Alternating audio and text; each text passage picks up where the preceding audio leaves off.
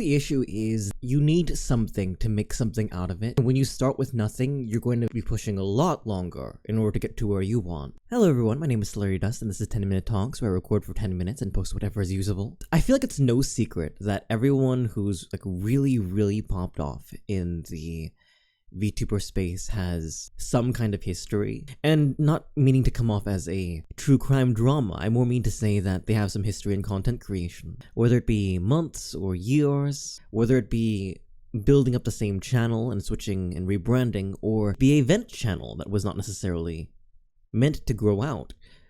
I think the biggest indicator of success that we can find in the VTuber space is them having done it before. Recently, I celebrated reaching 800 subscribers on this YouTube channel by doing a live stream. It was really fun. Not much ceremony to it. It was more of a calm, chill, and talk with a couple of individuals who would have never had the opportunity otherwise, by virtue of the platform. It was very wonderful. While I had been building a modest fan base on Twitch of around 15 to 25 concurrent viewers, in my fourth stream on YouTube, I hit 20. I was just incredibly surprised by that. Usually when a creator, big or small, is hosting an event, you can at most expect around 10% of your audience to show up. 5 generously.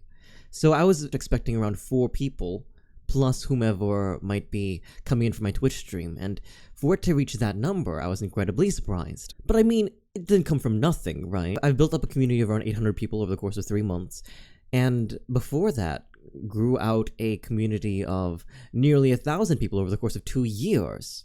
And those 2 years were incredibly important in building up the skills I need to talk and all that such. There's so many different Celerity dusts to have existed that 10-minute talk Celerity dust, for that to be the first one you've met, is you seeing somebody after they've done all the work. When I think of improvement, I always compare myself to the people who I want the product of, right? Who I want to be like.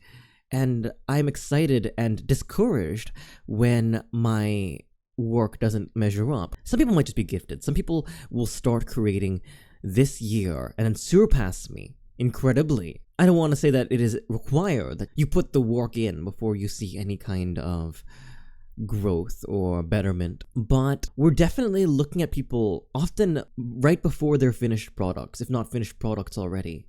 And we need to cut ourselves some slack for not being there yet. I talk about this as though I'm someone's aspiration, as though someone wants to be me, and you might exist out there, but really it's me talking to myself, because when I look at people who I admire, that creeping itch to compare comes up, doesn't it? The small enough desire to fantasize life as them. But really, we only see them at the top of their mountains. You don't see everything they've had to climb, all of the rabid mountain lions they have to fight off. It's more beneficial to work on yourself first and foremost.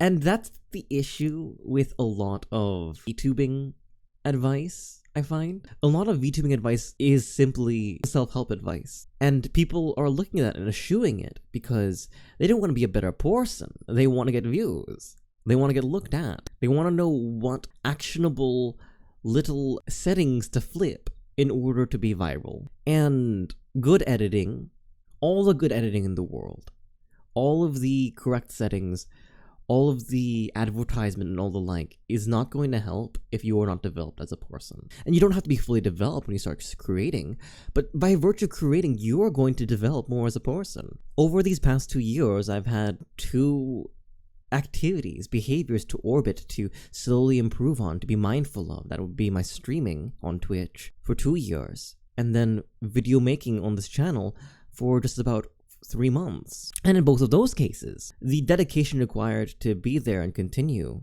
even when people aren't looking, up until they do, is immense. I think it builds character, personally. And what do people want to watch more than a character? There will be people who are after you for the menhara, for the silliness and or misery. And if you can sustain that, then bully for you, you've got your ticket, you've got your meal ticket. But you need previous success to continue building on top of that. We see creators having channels above 1 million and rebranding to under 500,000 and doing fantastic because the new space invigorates them.